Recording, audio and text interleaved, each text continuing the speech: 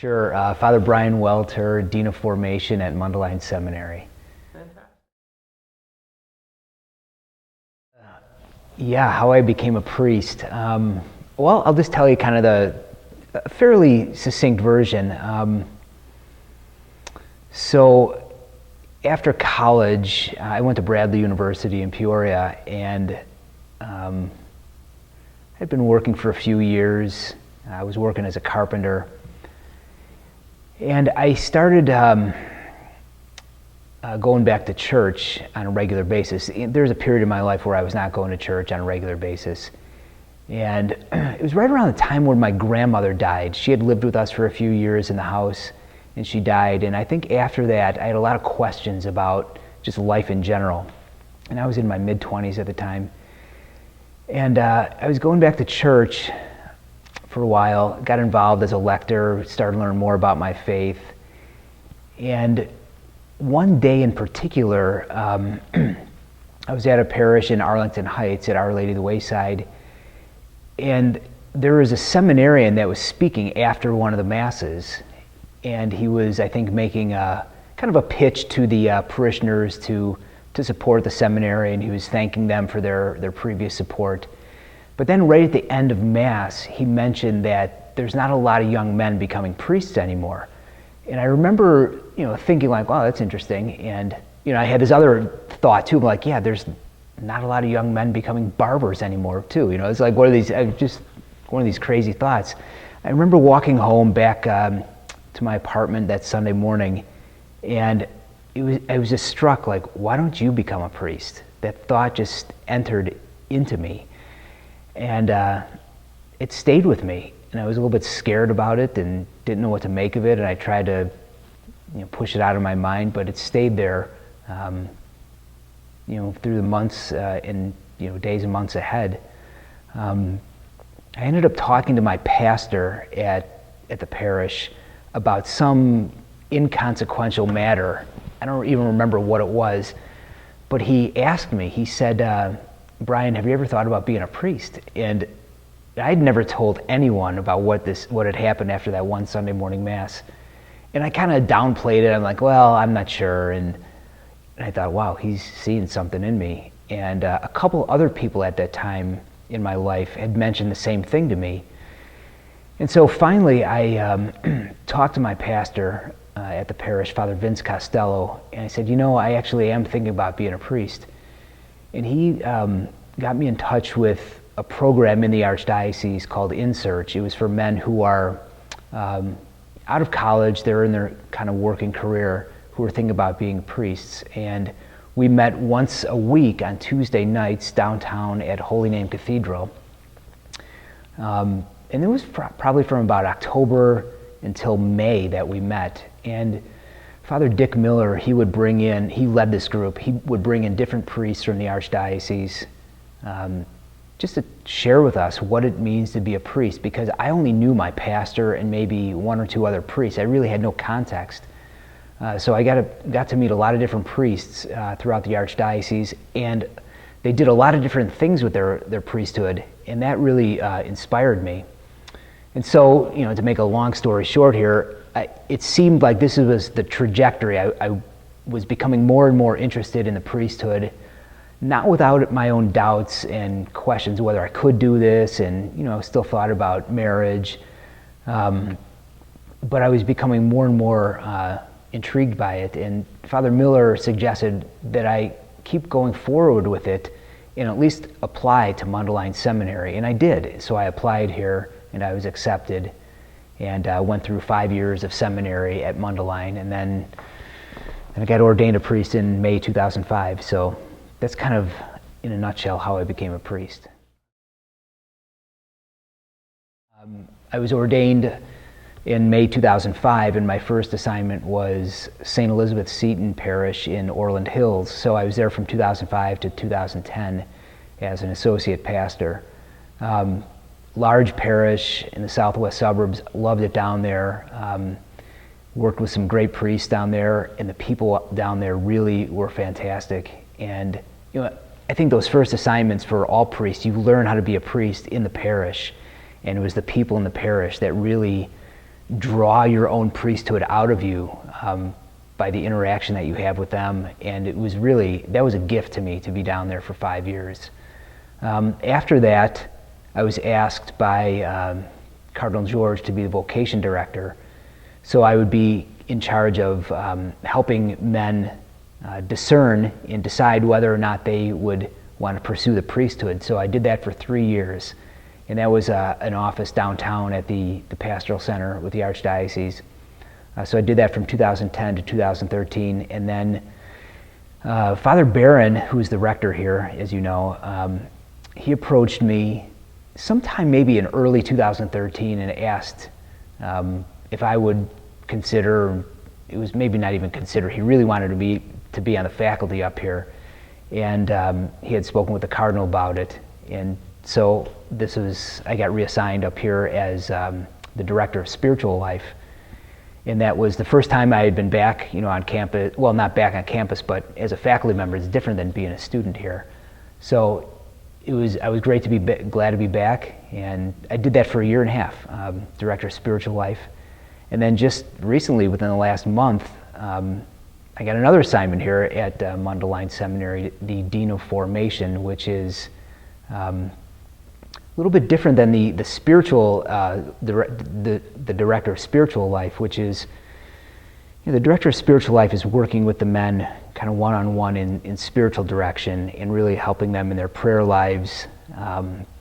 It's a very focused ministry in helping them, leading them on retreats and days of recollection. But then this new position, which I am just starting like this very moment, the Dean of Formation, that's kind of a broader responsibility in overseeing the formation program.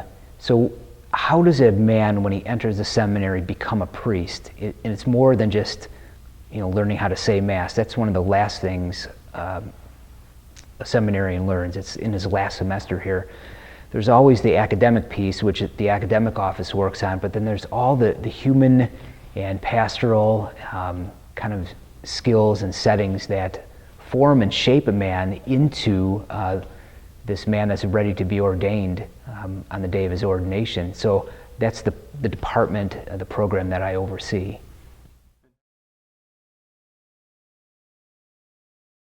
Yeah, so what was different about being a faculty member, right when I came back here as faculty, there's a lot of my old faculty that taught me when I was here, and now I'm on the faculty. So there is a joy there, as being kind of a peer with these faculty members. Now I get to see them at a different level, so there is just this joy there. And also it was, I guess it's just different, you go back to your grade school, 20 years later, and you walk through the halls and things are different. And it's the same but different. I guess the joy of being here and forming men for the priesthood, but also just the wonder of being drawn back here. I never thought I would, I don't know where I'm going to be drawn, and that's just the way it is as a priest, and the wonder of it being back here.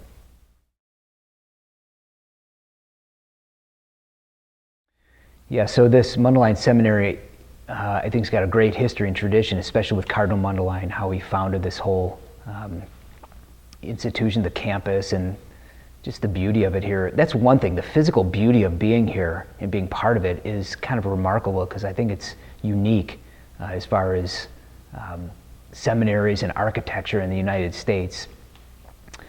The second thing is the vision. The rector, Father Barron, has really a very clear vision, especially now in our current age around the new evangelization. And he's laid out the 3 paths of kind of formation here. And being part of that is an exciting, and also, just the seminarians now, there's a lot of zeal and a real conviction in their own hearts. They want to be priests. What I find with the seminarians, and it was true to me with me too, but I see it now, they're really inspired by certain priests that they knew throughout their lives, or they had an awakening to their faith, maybe in college at different Newman centers or different universities that they were at, and there's something inside of them that they want to be Catholic and share their faith, and they feel at the same time that they're being called to be a priest. And it's like that special kind of vocation within a vocation. They want to share their faith. They also feel called to be a priest. And here we all are together helping these men prepare for priesthood. So.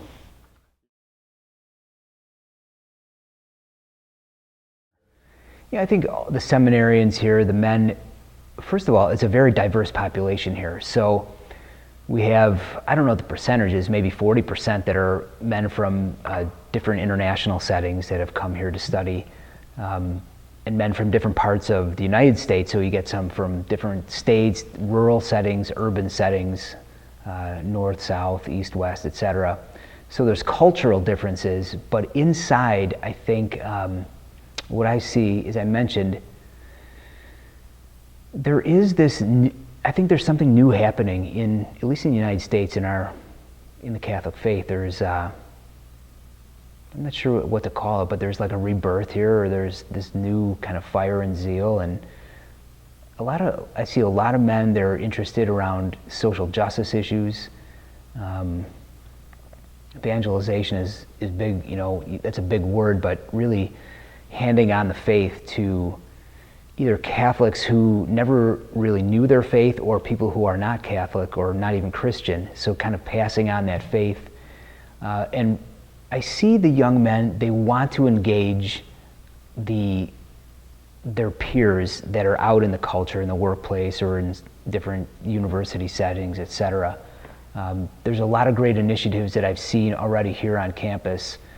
Just this past Thanksgiving break, we had some seminarians that went to a college campus and just kind of walked around and talked to people about questions of faith or God in general.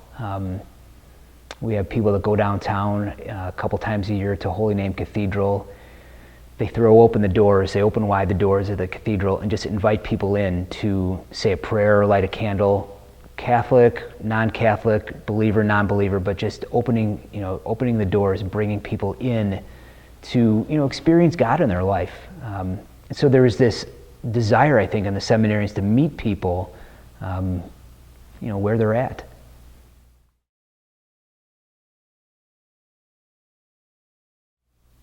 First of all, I would say thank you to them, because that's the only reason we can be here, is through their generosity.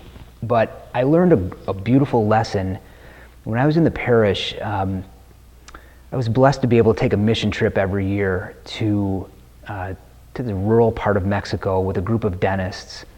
One of my priest friends, he started this little mission group to provide, just dental outreach to these areas in these villages that didn't have any kind of dental care in them. He had spent about 5 or 6 years in this area of the world. And I would go every year on this trip for a week as part of this mission team. And people in my parish knew that I would go every year, and I would write a little article in the bulletin about it, and people would donate to this mission group. But I remember one of the ladies that donated, she really taught me that. She said, Father, even though we can't go on this mission trip with you, we are so grateful that you are going, and it's such a connection that, she was saying this to me, that I have to a place in the world where I can't get to, but I know that you are there because I'm connected to you, and I'm willing to support you in any way. And it did a couple things for me. It made me grateful for what she said and how she contributed, but also really gave me a desire to share with people when I came back from that mission trip about my experience, because they really feel this connection through all of us who were on this mission group, even though they couldn't go. So I think sometimes the donors too, for the seminary here, there is a connection. This is a real connection that's being made through Mundelein Seminary to help these men become priests, who ultimately will be in the parishes, and they'll be able to see these actual priests serving in their parishes one day. So I think it's great. And I think stories, if you can get stories like this, or seminarians to talk to donors, and they make that connection, it's wonderful. So one of the things, that Father Brian, I think, has done, which is really neat, is that he's really tried to bring people, just from the neighborhood and the Catholic world up to Mundelein Seminary to see what actually goes on here. So there is a beauty to the campus, number one, and then you get to meet the seminarians. But I think also if we can get out there, what actually happens in a seminarian's life, how he prepares for the seminary. So there's a lot of different disciplines in the world.